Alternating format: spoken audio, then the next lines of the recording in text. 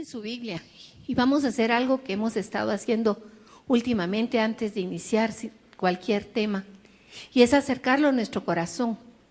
Y vamos a orar cada uno, diciéndole: Padre, gracias por tu palabra. Gracias que te tomaste el tiempo de hablar y de escribir para dejar tu testimonio. Yo creo que este libro que tengo cerca de mi corazón, la Biblia, es tu palabra. Y creo en ella. Señor, hoy yo decido renunciar a toda incredulidad que quiera venir a mi mente. La rechazo en tu nombre, Jesús. Y declaro que creo que tú eres Dios y que lo que está escrito en tu palabra es la verdad. Gracias, Señor. Amén.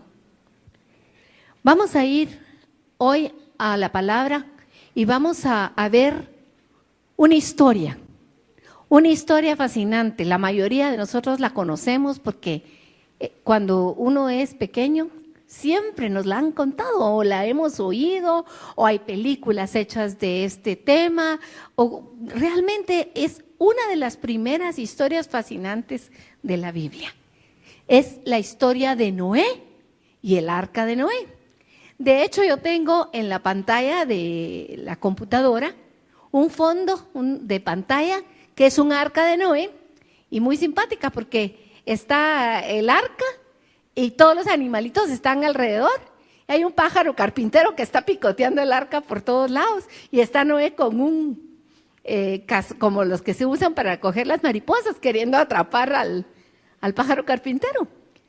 La verdad es que es una figura simpática, pero no cierta, ¿verdad? Pero hoy vamos a vamos a tocar este tema, y quizá algunos digan: ay, pero esa historia que tiene que ver con mi vida.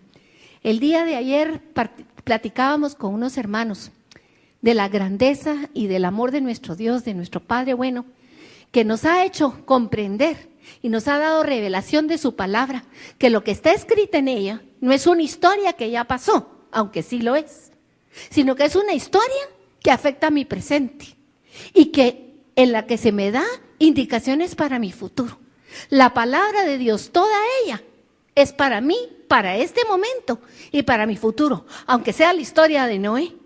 Quizá algunos estarán pensando: ay, pero la historia de Noé es para que se las cuenten a los niños. La historia de Noé no es para que se la cuenten a los niños. La historia de Noé es para que tú, para que yo, para que todos los que estamos hoy aquí la tomemos como una verdad de la palabra de Dios, donde se nos advierte de la forma en que debemos vivir. Esa es la forma, esa es la palabra de Dios. Vamos a ir entonces a Génesis, capítulo 5. Y voy a ir leyendo algunos, no toda la historia de Noé. La historia de Noé inicia en Génesis 5 y va hasta el capítulo Génesis 9. Pero vamos a ir leyendo solo algunas porciones que creo que son muy interesantes de verlas y conocerlas en la palabra de Dios. En el capítulo 5, versículo 1, dice: este es el libro de las generaciones de Adán, el día en que crió Dios al hombre, a semejanza de Dios lo hizo. Y nos vamos a ir hasta el versículo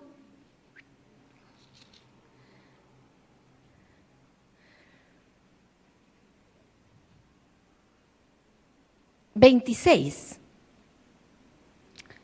del mismo capítulo 5. Y vivió Matusalén, no la Matus, sino que vivió Matusalén 187 años y engendró a Lamec.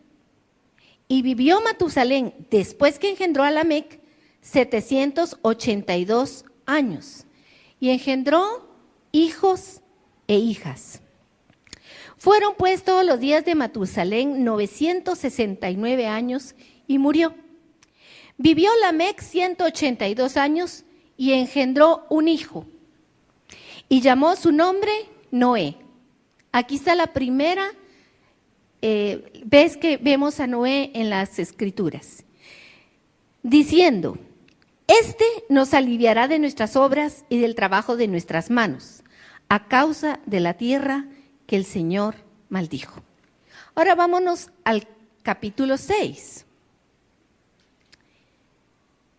Y vamos a ir al versículo 6. Y se arrepintió el Señor de haber hecho hombre en la tierra, y le dolió en su corazón. Y dijo el Señor: raeré de sobre la faz de la tierra a los hombres que he criado, desde el hombre hasta la bestia y hasta el reptil y las aves del cielo, pues me arrepiento de haberlos hecho. Pero Noé halló gracia ante los ojos del Señor. Otra vez aparece aquí en el capítulo 6 Noé. En el versículo 9 dice: estas son las generaciones de Noé. Noé, varón justo, era perfecto en sus generaciones. Con Dios caminó y engendró Noé 3 hijos, a Sem, a Cam y a Jafet. Y se rompió la tierra y se corrompió la tierra delante de Dios, y estaba la tierra llena de violencia. ¿Cómo estaba la tierra? Y miró Dios la tierra, y he aquí que estaba corrompida, porque toda carne había corrompido su camino sobre la tierra. Dijo pues Dios a Noé: he decidido el fin de todo ser, porque la tierra está llena de violencia a causa de ellos. Y he aquí que yo la destruiré con la tierra. Hazte un arca de madera de gofer. Harás aposentos en el arca y la calafatearás con brea por dentro y por fuera. Y de esta manera la harás. Y luego desde el versículo 15 hay una serie de instrucciones de parte del Señor donde Él está dando las medidas que debe de tener el arca. Incluso dice dónde debe acabar la elevación, dónde debe estar la puerta. Y en el versículo 17 dice: y he aquí que yo traigo un diluvio de agua sobre la tierra para destruir toda carne en que haya espíritu de vida debajo del cielo. Todo lo que hay en la tierra morirá. Mas estableceré mi pacto contigo, y entrarás en el arca tú, tus hijos, tu mujer y las mujeres de tus hijos contigo. Y de todo lo que vive, de toda carne, 2 de cada especie meterás en el arca, para que tenga vida contigo. Macho y hembra serán. Y así sigue. Luego en el capítulo 7 dice, en el versículo 1, dijo luego el Señor a Noé: entra tú y toda tu casa en el arca, porque a ti he visto justo delante de mí en esta generación. Versículo 4. Porque pasados aún 7 días, ¿cuántos días? Yo haré llover sobre la tierra 40 días y 40 noches, y raeré de sobre la faz de la tierra a todo ser viviente que hizo. E hizo Noé conforme a todo lo que le mandó el Señor. Era Noé de 600 años cuando el diluvio de las aguas vino sobre la tierra. Y por causa de las aguas del diluvio entró Noé al arca, y con él sus hijos, su mujer y las mujeres de sus hijos, más todos los animales, ¿verdad? En el capítulo 8, vamos a ir al 7:24, y dice: y prevalecieron las aguas sobre la tierra 150 días. Y se acordó Dios de Noé y de todos los animales y de todas las bestias que estaban con él. E hizo pasar Dios un viento sobre la tierra, y disminuyeron las aguas. Y se cerraron las fuentes del abismo y las cataratas de los cielos, y la lluvia de los cielos fue detenida, y las aguas decrecían gradualmente de sobre la tierra. Y se retiraron las aguas al cabo de 150 días. Y reposó el arca en el mes séptimo a los 17 días del mes sobre los montes de Ararat. En el 6, sucedió que al cabo de 40 días abrió Noé la ventana del arca que había hecho y envió un cuervo, el cual salió y estuvo yendo y volviendo hasta que las aguas se secaron sobre la tierra. Envió también de sí una paloma para ver si las aguas se habían retirado de sobre la faz de la tierra. Y no halló la paloma donde sentar la planta de su pie y volvió al arca, porque las aguas estaban aún sobre la faz de la tierra. Entonces él extendió su mano y tomándola la hizo entrar consigo en el arca. Esperó aún otros 7 días y volvió a enviar la paloma fuera del arca. Y la paloma volvió a él a la hora de la tarde. Y he aquí que traía una hoja de olivo en el pico. Y entendió Noé que las aguas se habían retirado de sobre la tierra.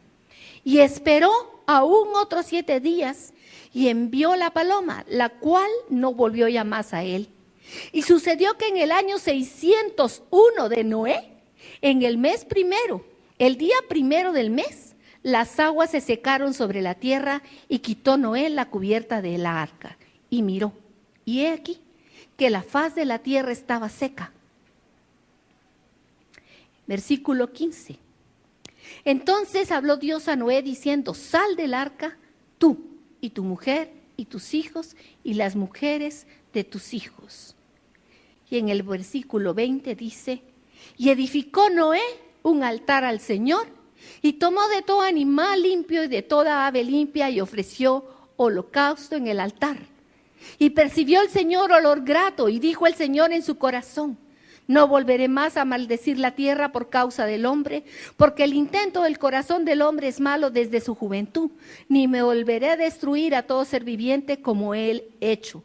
Mientras la tierra permanezca, no cesarán la sementera y la siega, el frío y el calor, el verano y el invierno, y el día y la noche. Y el siguiente capítulo habla del pacto del Señor con Noé. Tal vez habíamos oído la historia, pero no la habíamos leído, muchos de nosotros.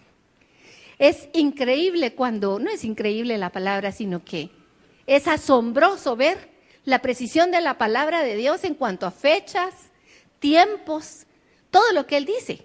Dice exactamente cuánto tiempo llovió, cuánto tiempo estuvo Noé con su familia dentro del arca, cuánto tiempo tuvo que esperar para salir de ella.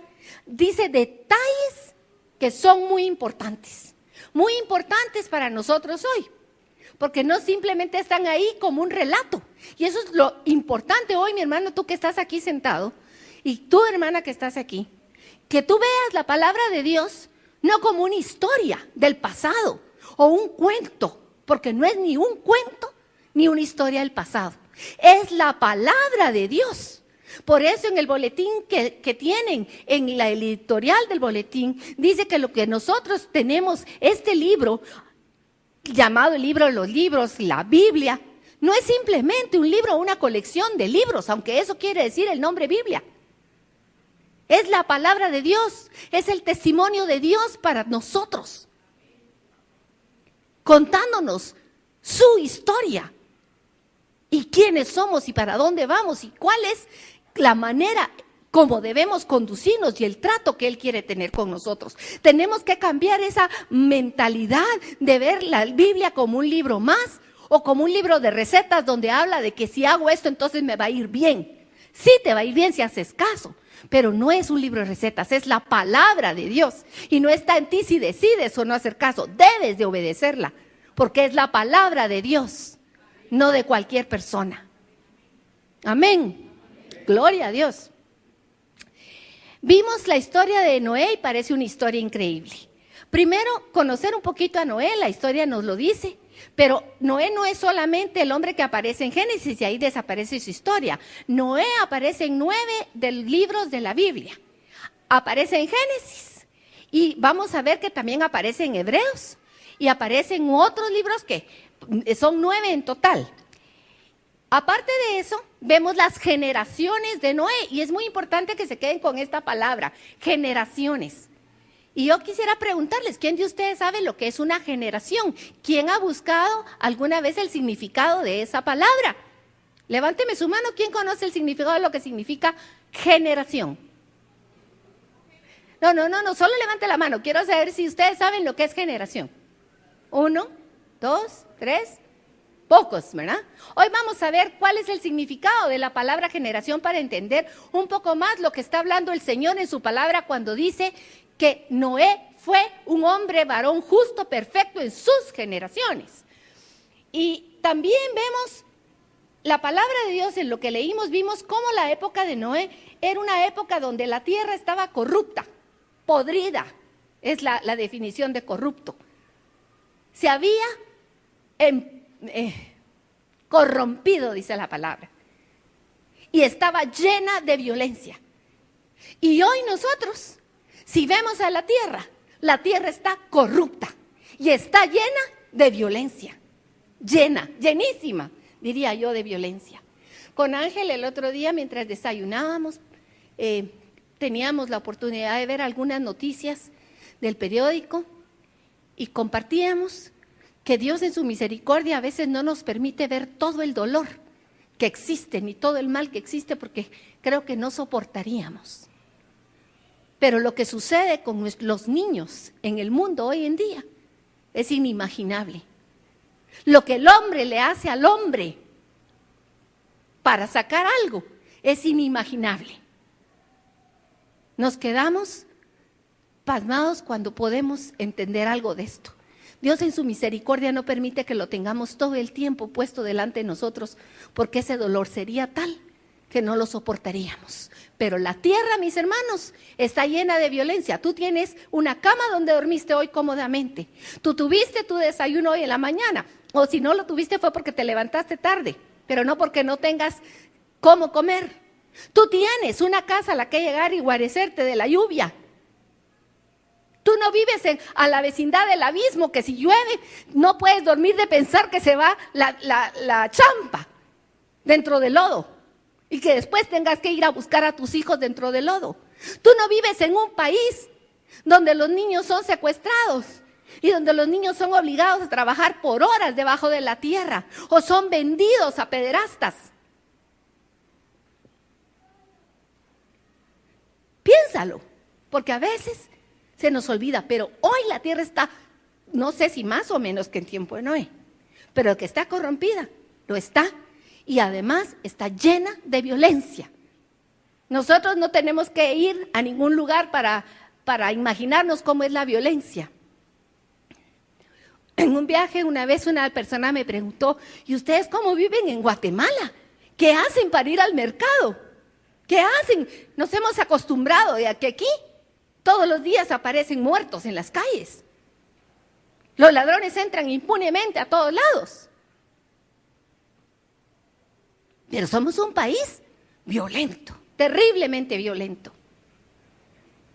Y Noé, su época, aparte de estar corrupta la tierra y llena de violencia, había una indiferencia a Dios total. El nombre Noé dice que su padre Lamec le puso por nombre Noé porque él esperaba un descanso. Noé significa reposo, Noé significa descanso. Y Lamec, imagínense, ese hombre ya estaba probablemente, como decimos los guatemaltecos, hasta la coronilla, ya la vida, que eran cientos de años. Si nosotros, que apenas llegamos a 120, los que más dice la palabra, a los 80 ya uno está cansado, mucha gente a los 70. Dice, ¿para qué vivir más? Y Lamec estaba cansado y agotado. Y por eso puso el nombre de Noé a su hijo. Esto todo es una parte nada más para que pongamos los fundamentos de lo que el Señor quiere hablarnos hoy. Tenía 480 años cuando Dios le ordenó a Noé que construyera un arca. Imagínense un hombre de 480 años y le piden que haga un barco gigantesco, donde no habían ni las herramientas ni los astilleros que hoy en día para hacer un barco tienen todas las facilidades. Y Dios le da ordenanzas, pero cuando Dios ordena algo, Dios junto con lo que pide, da todos los materiales para que se pueda realizar. Da los dones, da las capacidades, da las herramientas, da las fuerzas. Dios le dio todo. Y él pasó 120 años junto con su familia construyendo el arca. Yo me pregunto, ¿por qué no dice mucho de su familia de Noé? Pero me imagino que habría pensado su mujer cuando llegó con él y le dijo, el Señor me habló y me dijo que haga un barco. Y no hay río cerca. ¿Qué habrá pensado esa mujer? ¿Qué habrían pensado sus hijos cuando Noé los llamó y les dijo, muchachos, se vienen conmigo y me van a ayudar, vamos a hacer un arca? ¿Qué habrán pensado? ¿Cuántas veces nosotras las mujeres, cuando oímos a nuestro esposo que dice que el Señor le habló y que dijo que hiciéramos algo, inmediatamente entramos en acción? Y ahí vamos, corriendito. O los hijos, cuando los papás les dicen, por aquí es porque el Señor me ha dicho, por aquí es, hijo. Y no les estoy diciendo a los hijos pequeños de 10 años que no les queda más que obedecer. Les estoy diciendo a ustedes, hijos, que saben que tienen un padre que es un hombre de Dios y que ya son adultos. Y su padre les dijo, el Señor me dijo. ¿Cuál es tu respuesta? O a esa autoridad espiritual que es tu padre espiritual. Así que pensemos un momento en esa familia. Qué difícil debe haber sido este momento para Noé y su familia. Hizo el arca y después de que salió todavía vivió 350 años, se murió a los 950 años. El tema de hoy es los milagros. Las últimas 4 semanas hemos estado hablando aquí durante los temas de las prédicas de asamblea de varios temas. Uno de estos temas son las parábolas, o sea, las enseñanzas de Jesús. ¿Cómo enseñaba Jesús al pueblo? A través de cosas sencillas para que las pudiéramos asimilar y que fueran asimilables. Pero también hablamos la semana pasada de batalla espiritual, porque el Señor vino a enseñar que su reino no es de este mundo y que estamos en una batalla espiritual, ¿se recuerdan? Y hoy vamos a hablar de algo que son las manifestaciones del reino, los milagros. Noé y su salvación es un milagro. Y los milagros son hoy en día tan reales como lo fueron hace miles de años con Noé, como los fueron en el tiempo de Jesús, y hay diferentes clases de milagros. Muchos tal vez solo hemos oído hablar de los milagros de sanación o de milagros económicos. Hay quienes han visto esos milagros, pero yo quiero contarles que a mí el Señor me preparó particularmente para este tema hace 4 semanas, que estuvimos con las mujeres jóvenes en una casa donde hubo una tormenta y literalmente fuimos testigos de experimentar el poder del Señor Jesucristo, de su nombre, para parar la tormenta. Aquí tengo una de ellas. No sé quiénes estuvieron ahí y vimos ese milagro del Señor. Y yo sé que así fue. Yo doy testimonio de que el poder de Dios es manifiesto hoy en día. No solo en sanidad, en todos los ámbitos de nuestra vida. Y el diluvio fue un milagro. Quiero que leamos aquí lo que es un milagro. Según el doctor Bernard, en el Hastings Bible Dictionary, dice que un milagro es una interferencia del autor de la naturaleza. Es una interferencia de Dios mismo, que hizo todo, y no es el resultado solo de una combinación de fuerzas físicas, sino que es un acto directo de la voluntad divina.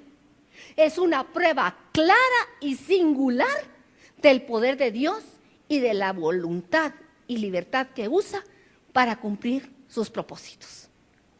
Esa es la definición de un milagro. Y en la historia que vimos de Noé, miren, realmente a veces no meditamos en la palabra del Señor. Pero si nos ponemos a pensar qué fue lo que sucedió ahí cuando el Señor trajo un diluvio, vamos a ver cómo realmente son situaciones que son imposibles de que sucedieran solo por la naturaleza.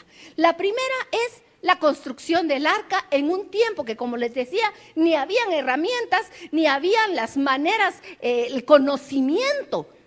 Noé no era un constructor de barcos, él se aprendió a construir barcos con el primero y el último que hizo. Yo no sé quiénes de aquí alguna vez han probado hacer un pastel la primera vez, sale espantoso. Después de alguna práctica uno aprende y mejora sus técnicas culinarias. Y si es en el ámbito de los señores, los varones que les gusta hacer cosas de mecánica o de reparaciones, miren cuántas veces ustedes dijeron voy a probar y desarmaron un reloj y ya no lo pudieron armar. Si después insistieron, tal vez ya hoy son diestros y recibieron alguna clase. Pero Noé, el milagro de haber hecho ese barco, que era, yo no sé si más grande o que los que existen hoy en día, pero para que dentro de él cupiera todos los animales que tenían que caber, las despensas que tenían que haber tenido para alimentar esos animales, todo, aparte de la construcción. ¿Cómo fue que Noé logró que todos los animales de todas las especies llegaran ordenadamente de 2 en 2? Solo la intervención divina. El Señor trajo de 2 en 2 y trajo los animales perfectos en sus genes y trajo las especies y los trajo en parejas. Y también el milagro dentro del milagro de Noé y el diluvio en sí mismo. Yo estaba leyendo algunas, ¿cómo se llaman? Cuando hay una apologética de personas, la apologética es la ciencia que defiende la Biblia y de los que están en contra, ¿verdad? Y entonces algunos de los argumentos de los que estaban en contra es que físicamente, científicamente, es imposible que caiga tanta agua para cubrir hasta las montañas, porque se aplastaría la tierra y después, o sea, se necesitarían no sé qué cantidad de océanos para llegar a la altura que dice la Biblia que llegó el agua. Y después, para hacerla desaparecer, ¿dónde se iba a ir toda esa tierra, toda esa agua? El diluvio en sí mismo es un milagro, porque la misma palabra dice que se abrieron los abismos de la tierra y se abrieron los cielos de la tierra. Y Dios intervino directamente para que este pequeño planetita no explotara. Ahí esa es la intervención, o sea, es un milagro tras otro dentro de otro milagro. Y la manutención dentro del arca de los animales. ¿Usted tiene una despensa en su casa para una familia? Usted tiene un perrito que se come un quintal de concentrado al mes. ¿Cuánto se come un elefante? ¿Y 2? ¿Cuánto se come un león de carne? ¿Cuánto se come un leopardo? ¿Cuánto se come un oso? Pensemos, y nada en la alimentada. Pensemos en la limpiada. Yo con un perrito. Y hay que ver lo que hay que limpiar del perrito. Noé, qué interesante, ¿verdad? ¿Habíamos pensado en todo esto? ¿Verdad que leemos muy rápido la palabra de Dios? Bueno, pasemos. Y dentro de esta historia, un hombre que en Génesis 6:9, Dios mismo que está contando la historia, porque no se nos olvide que la palabra de Dios es Dios quien está diciendo lo que pasó. Porque ahí Moisés todavía ni había nacido. Él fue el que después la escribió. Pero ¿quién se la contó a Noé? A Moisés. Habíamos pensado en eso. ¿Quién fue el que le dijo lo que pasó antes de la fundación del mundo? A Moisés para que lo dejara escrito. Dios. Esto no lo vio ningún hombre, lo vio Dios. Y él dice, Noé era un varón justo, perfecto en sus generaciones y caminó con Dios. Y yo les dije que se quedaran con la palabra generación porque vi que muy pocos hemos tenido la curiosidad de investigar qué es generación. Y generación en el diccionario se define como los seres que forman parte de la línea de sucesión anterior y posterior a un ser. Las generaciones de Noé era su papá Lamec y todos los que vivían en tiempo de Lamec. y sus hijos, Sem, Cam y Jafet, que vivían después de él. Mi generación son mis papás y todas las personas que vivieron en tiempo de mis papás, o que forman ese grupo de personas. Y mis generaciones son mis hijos que están debajo de mí, los que me anteceden y los que me siguen. Eso es una generación. Y Noé, dentro de sus papás y sus hijos, él era varón justo y caminó con Dios. Varón justo y perfecto, perfecto en sus generaciones. Y yo tengo una pregunta para todos los que estamos aquí. ¿En qué generación estamos hoy? ¿Qué clase de generación es la que nos toca vivir a nosotros?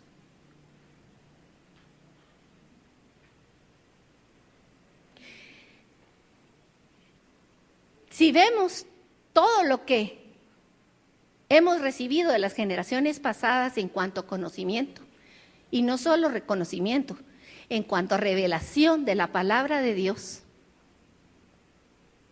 y también por la cercanía de la venida del Señor, porque cuando Jesús se fue, dijo, vengo pronto.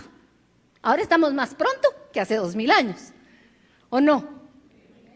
Entonces somos una generación afortunada en cierta manera,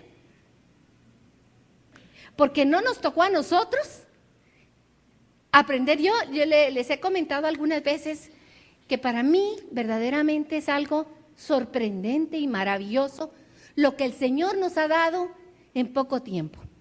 Los niños para llegar al bachillerato pasan ahora, que ya no son solo 12 años, pasan 5 de preprimaria, 6 de primaria, 5 de secundaria para salir de bachiller.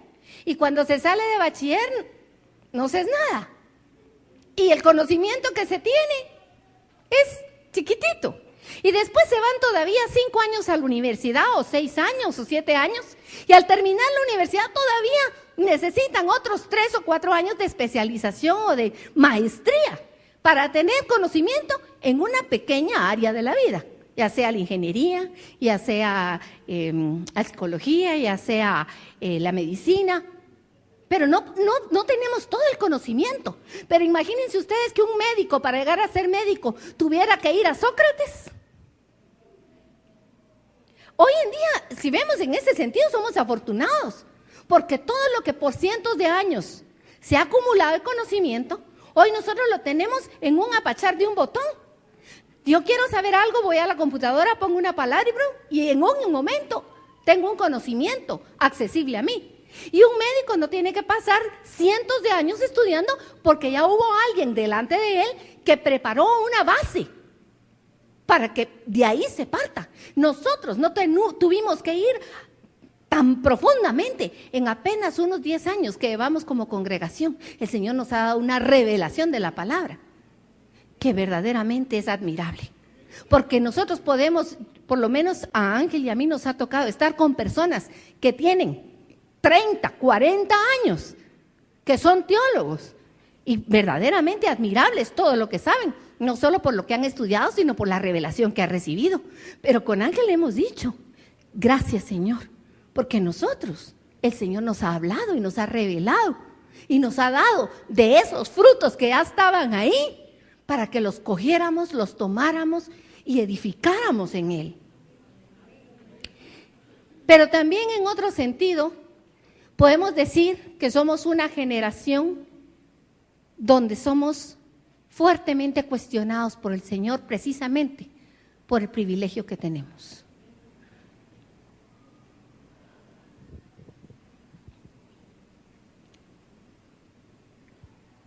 Caminó con Dios, Noé caminó con Dios. Eso lo hizo diferente. Y caminar con Dios, aquí en este cuadro que tengo en la pantalla, tiene varias significaciones caminar.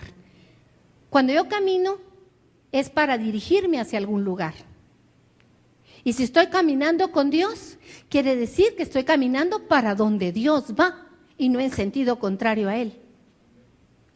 Cuando camino con Dios, Tengo que estar de acuerdo con él, igual que si camino con otra persona cualquiera. Si no me gusta el camino que va una persona y yo no quiero ir con ella, yo agarro para otro lado. Miren, de hecho hoy ese es uno de los grandes problemas de los matrimonios, que cada vez que ya no se está de acuerdo, cada quien quiere coger su propio camino.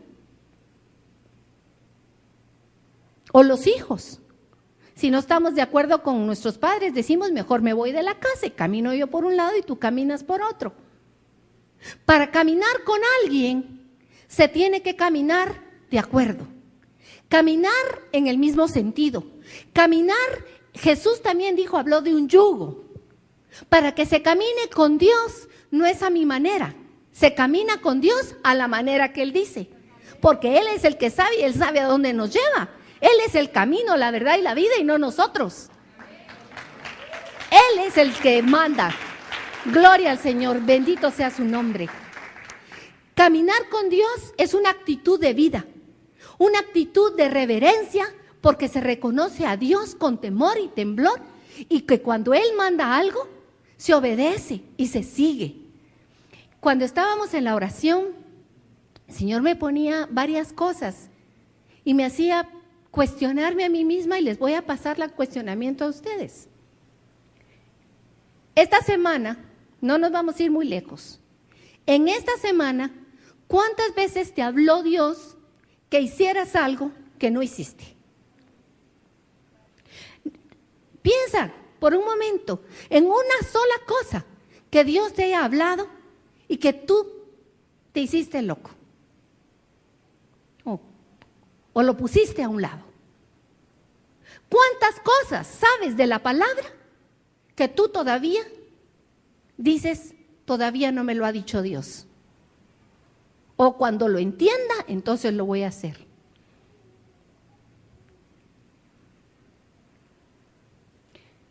La palabra no es para cuando tú la entiendas. Es como a un niño en la casa, él no puede entender por qué se le dice, no vas a ir a la calle hoy o no vas a salir, simplemente no. Y los padres sabemos por qué no. Y podemos decirle a nuestro niño las razones y tal vez las entienda.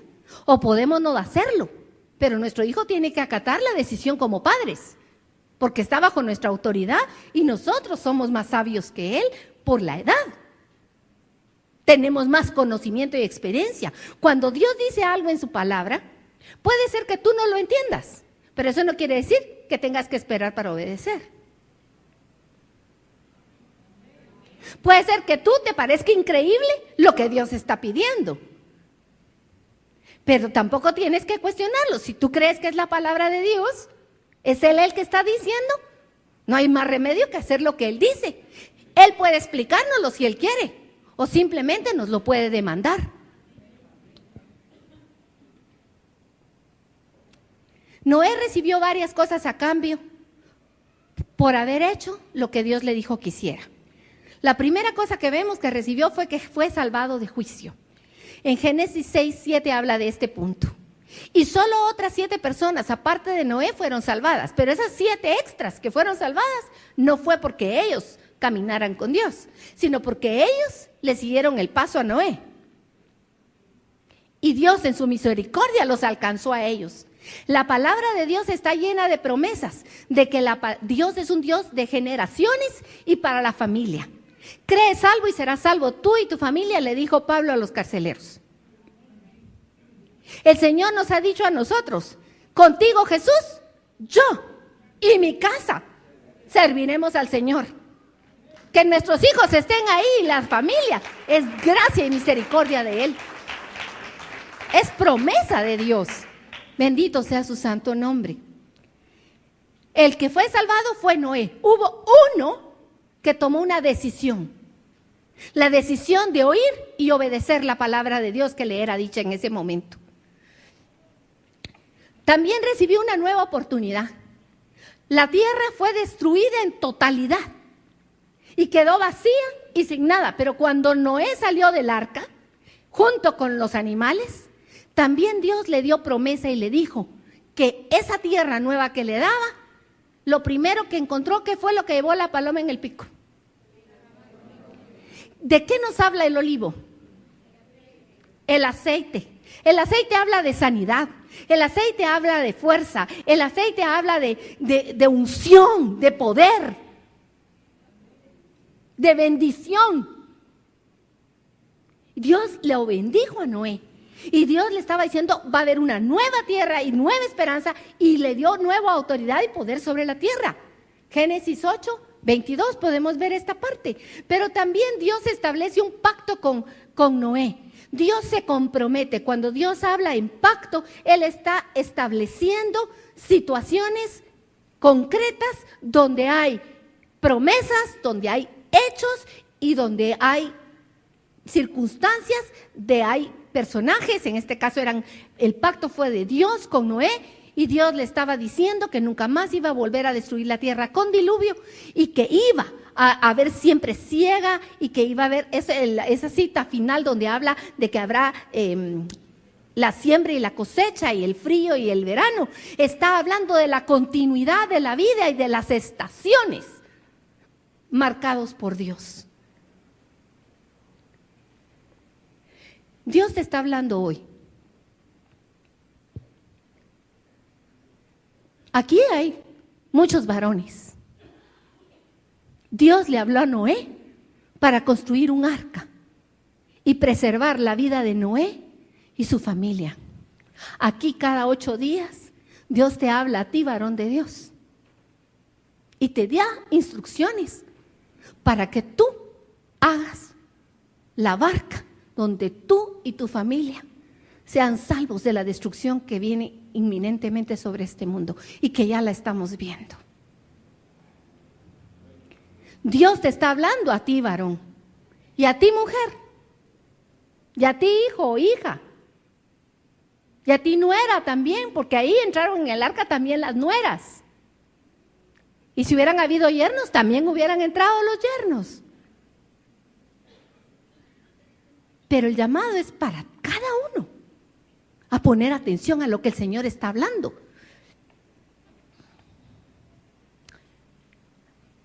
Advertencia. Anota esta palabra. Anótala. Dios advierte.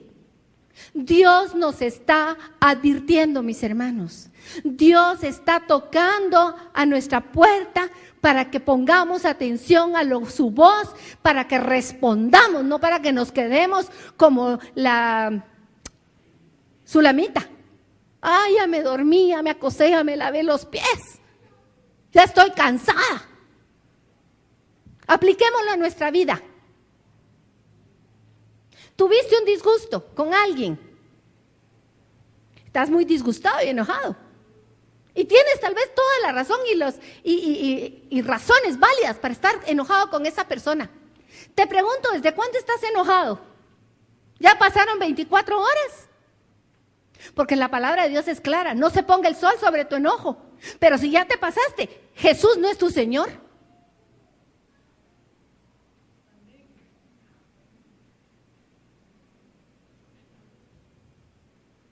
¿Cuántas veces te ha dicho el Señor ciertas cosas de la palabra? No mientas.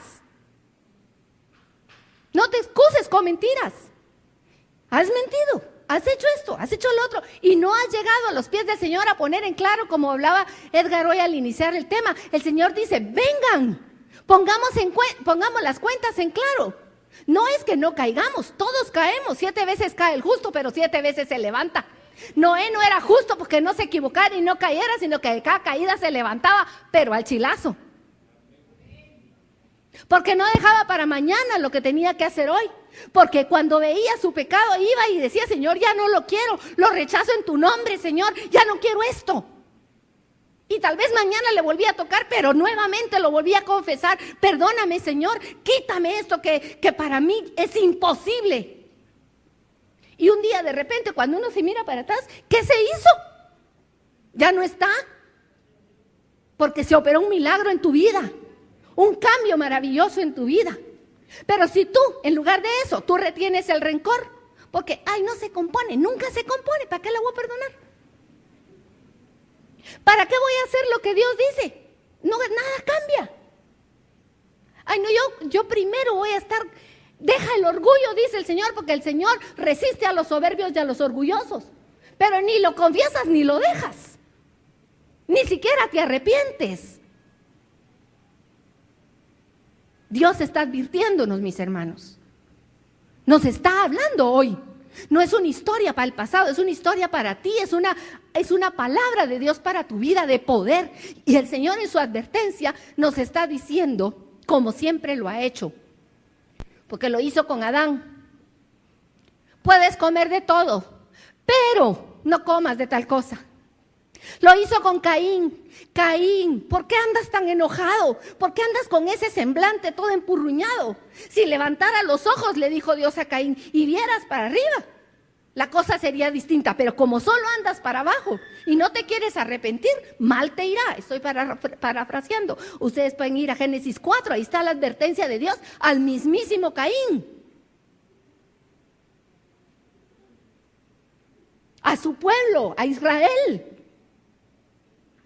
Y a nosotros, cuántos domingos, cuánta semana tras semana, nuestro Padre amoroso nos habla y nos llama al arrepentimiento y nos dice, vuélvete a mí, clama a mí, yo te responderé. ¿Y qué hacemos cuando tenemos los problemas o las situaciones? Vamos a todo el mundo, menos de ir corriendo a postrarnos delante del Señor. Dice, búscame y me encontraréis. Pero no lo buscamos más que el domingo y casi que porque nos trae alguien a la fuerza. Búscame y me encontrarás. Toca la puerta y se te abrirá. ¿Cuántas veces has tocado esta semana? Les dije, no vayamos a un mes, a 2 meses o un año. Para encontrar la gracia y la misericordia de Dios, para encontrar libertad, para encontrar sanidad, para encontrar el milagro del Señor. Y hay ejemplos tremendos. Uno de ellos es la generación de Jesús. Los milagros, dijimos, son una intervención directa de Dios para algo, tienen un propósito. Los milagros están puestos en la palabra de Dios y quedaron como testimonio para mostrar la grandeza de Dios, la gloria de Él. Y cuando Jesús estuvo en esta tierra como hombre, Él les dijo a sus contemporáneos, si no me creen por lo que hablo, créanme por lo que hago, por las obras. Pero ustedes no quieren venir a mí, les dijo Jesús.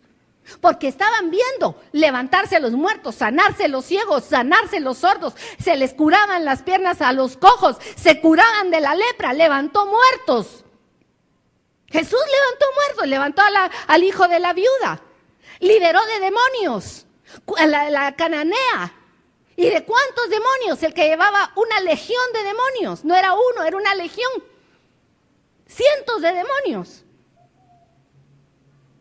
Pero ni porque vieron, a los que vieron la liberación de la legión, ¿saben qué hicieron eso? Le dijeron a Jesús, mejor te vas de aquí. Nos estorbas. Nos estás acabando el negocio de los coches. A veces la luz de Jesús molesta en nuestra vida. Y Jesús, sus milagros, los que hizo y los que aún hace, están manifestando su gloria, pero nos están llamando a la fe, a creer en quién es Él. No son simplemente para que los veamos y digamos, ¿qué pasó? Yo vi. Yo he visto milagros. No solo el de hace unas 3 o 4 semanas. He visto sanarse enfermos paralíticos. Y hemos sido invitados después a almorzar, donde el paralítico se graduó. Donde el que estaba con muerte cerebral se graduó. Y donde sus papás se lo llevaron a su casa, porque no creían que podía ser levantado. Se lo llevaron para que se muriera, pero el Señor lo levantó.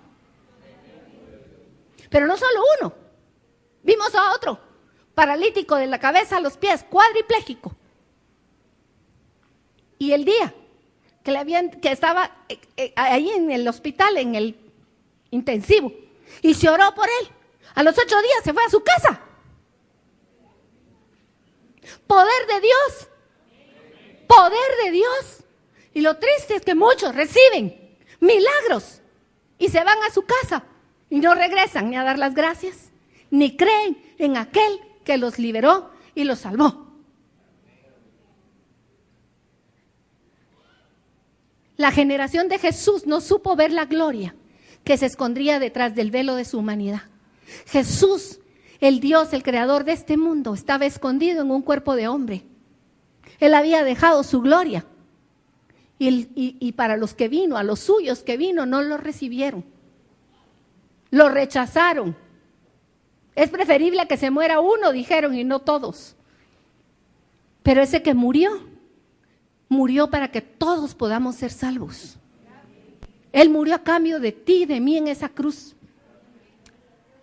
Mateo 12:39 dice Jesús: esta generación es mala y adúltera, que pedía señales y milagros, y él dice, no se le va a dar otra señal más que vean la señal de Jonás.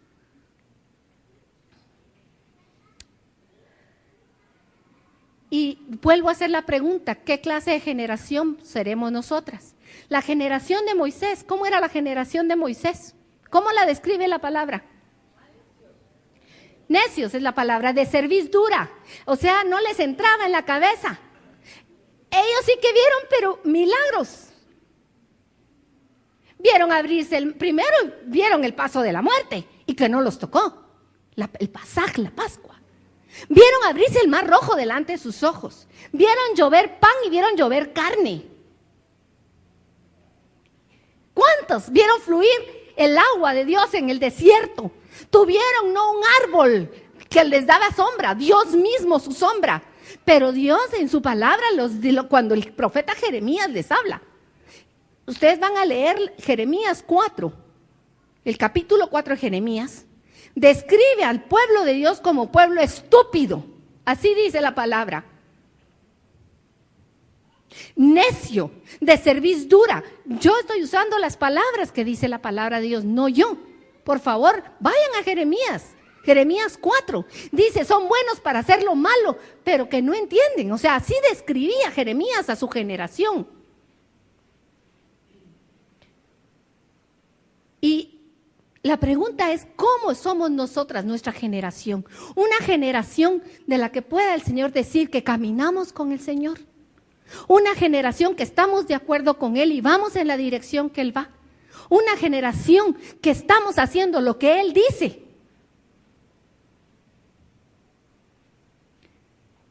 Su palabra hoy nos cuestiona a cada uno de los que estamos aquí. En primer lugar a mí.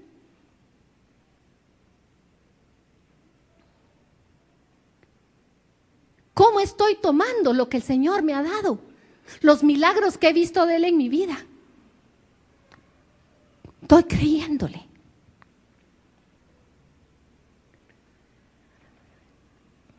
Acompáñenme a Mateo 24.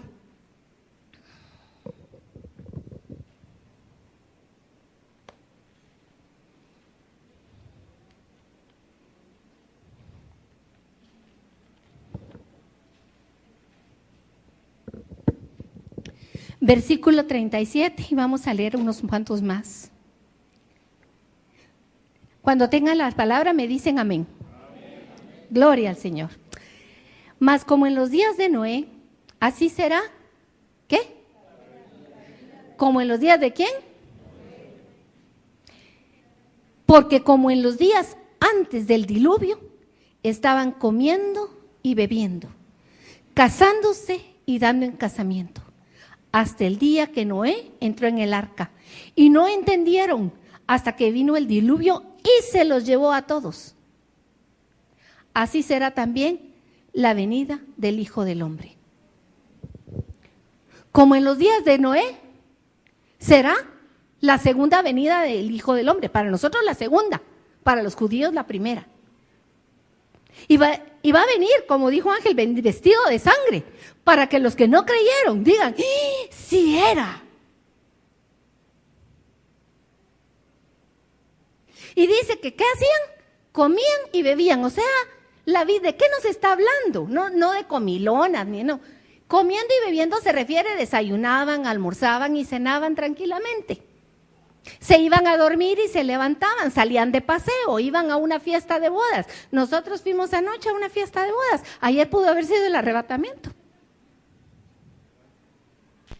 Amén.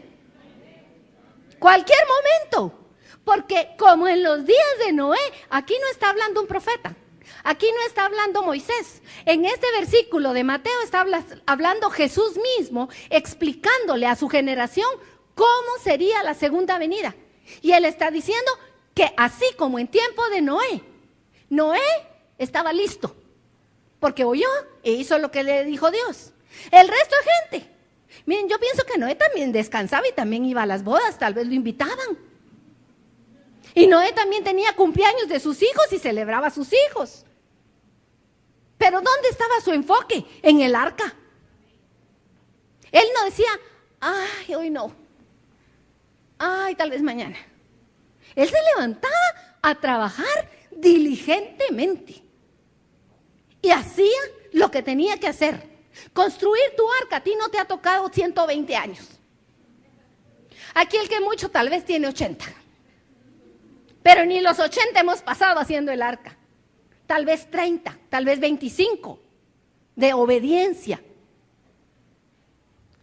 Noé pasó 120 construyéndola. Y después un hecho muy significativo es que Dios le dijo a Noé, bueno, ya está lista, ahora te metes al arca. Tú, tus hijos, tu mujer, tus nueras, se metieron. ¿Y quién cerró la puerta? ¿Quién? Dios cerró la puerta. ¿Quién fue el que dijo, aquí ya no entra nadie? ¿Quién es el que va a cerrar la puerta del banquete de bodas? No es ningún hombre. Nosotros no tenemos capacidad ni de abrir ni de cerrar ninguna puerta. Él es el que la abre y Él es el que la cierra. Y Él va a cerrar la puerta, así como en los días de Noé. Va a haber un momento. Cerrar la puerta quiere decir, hay un tiempo de gracia. Y ese tiempo de gracia es hoy. Y ese tiempo de gracia es hoy para nosotros. Pero cuando Dios diga que se cierra la puerta, se cierra la puerta. Y no entra nadie más. Y algo que a mí me impactó de esto de cerrar la puerta es que se cerró la puerta y no empezó a llover, a tronar y a caer los pencazos de agua en el instante. ¿Cuántos días dice la palabra de Dios que pasaron? 7 días.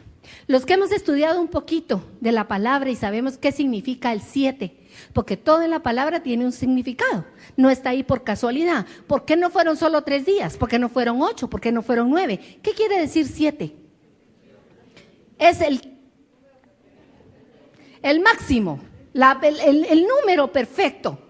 7 habla de que esos 7 días, ¿cómo estaba Noé ahí adentro y no miraba que caía ninguna gota? Desesperado, tal vez, preguntándose, ¿y para qué hice el arca? Y mientras los otros allá siguen comiendo, bailando y yendo de festivo, aquí encerrado con toda esta plebe de monos. Sí, teniendo que limpiar, teniendo que dar de comer, teniendo que aguantar a mi mujer y a mis hijos que me están diciendo, ¿y no que iba a llover pues?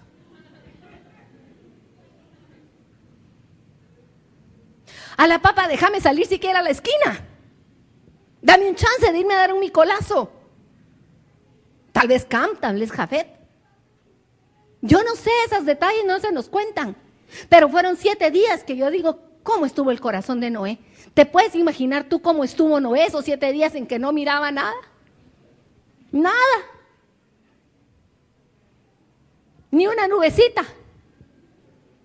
Yo me lo puedo imaginar un poquito porque hay días que no miro nada. Hay días que le he dicho al Señor, Señor, ¿y para qué? ¿Y será que estamos bien y que estamos caminando? Y no, alma mía, alaba al Señor. Alma mía, doblégate delante del Señor. Alma mía, bendice al Señor. Alma mía, anda a perdonar porque eso dice el Señor. Alma mía, anda a hacer lo que dice el Señor. No crean que voy así como... Eso quisiera.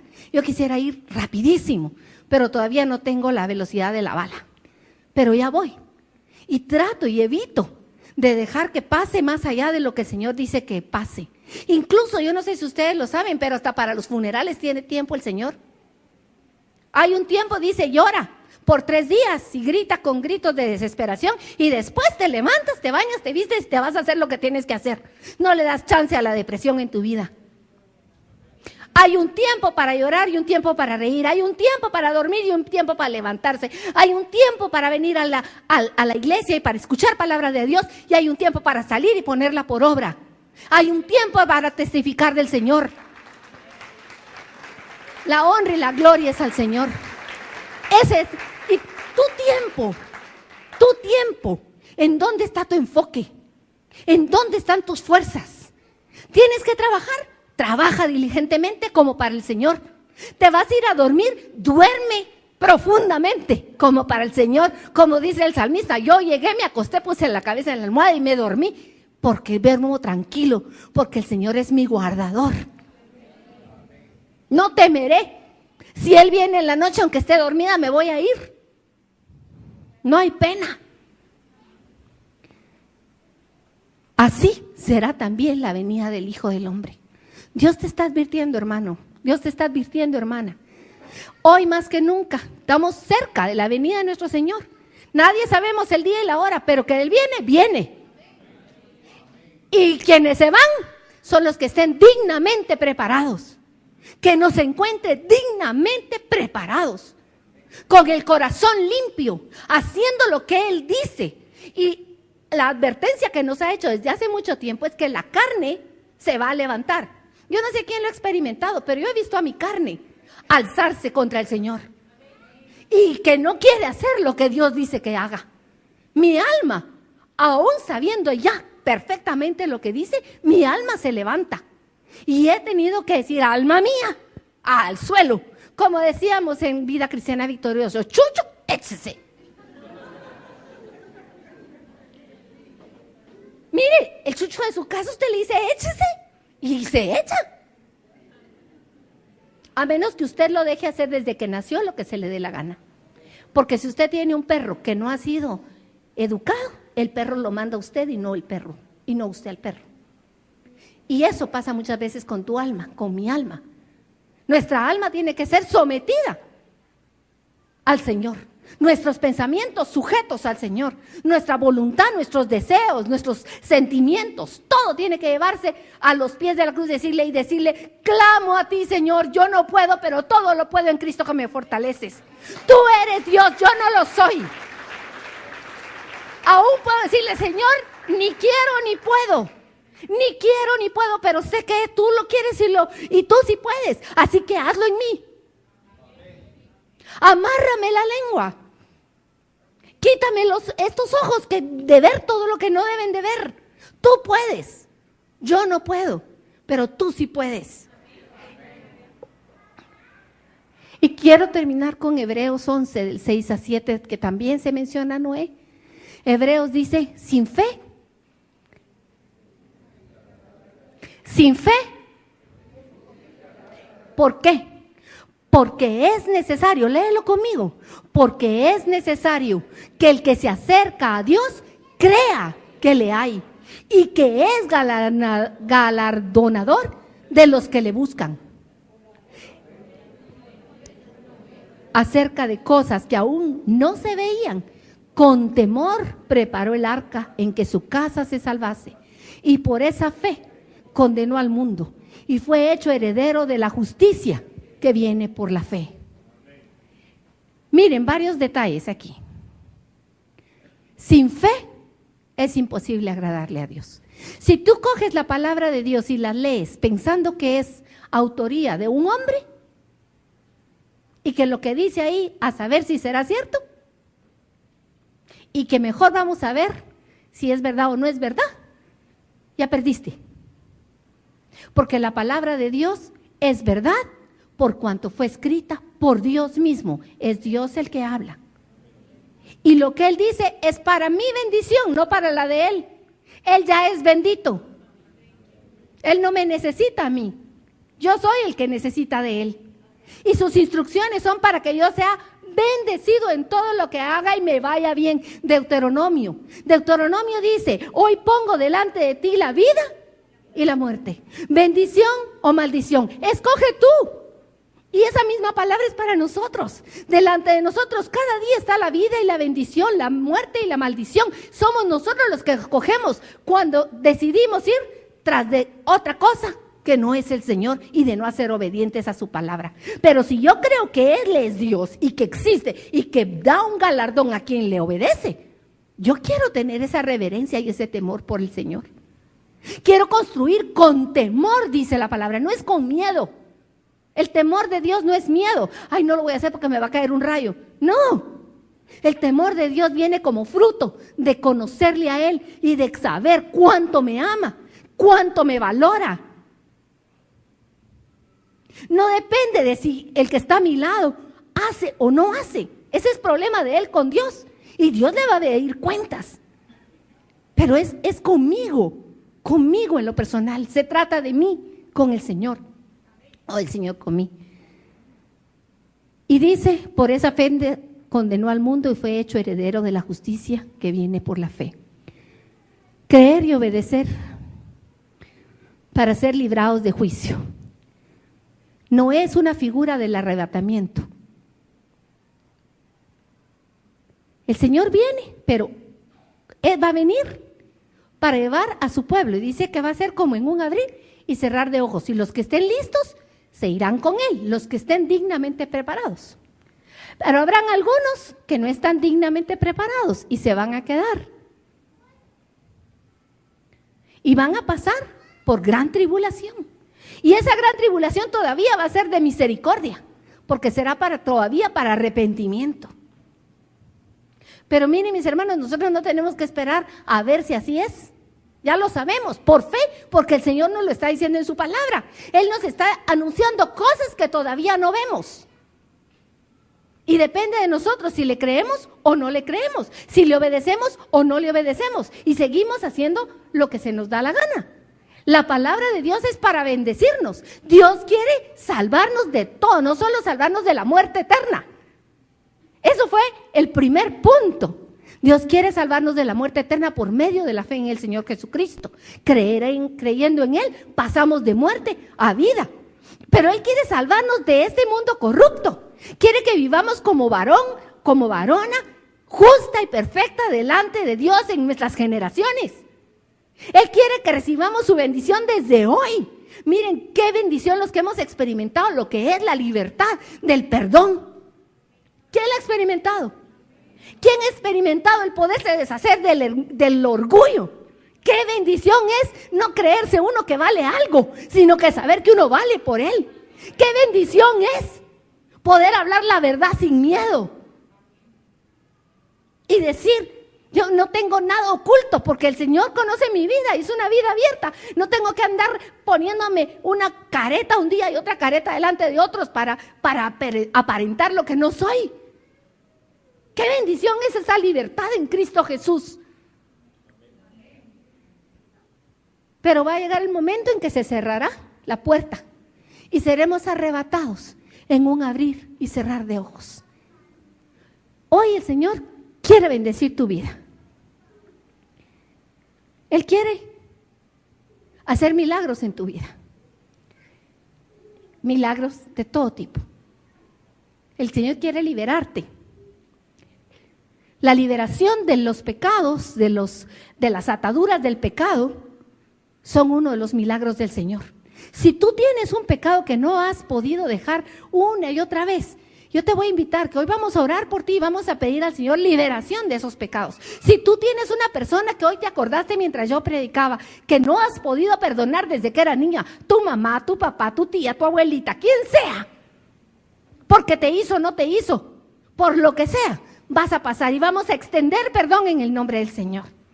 Si tienes algo, a mí me llama mucho la atención cuando hablamos de le voy a entregar al Señor. No se trata de entregarle al Señor como un paquete.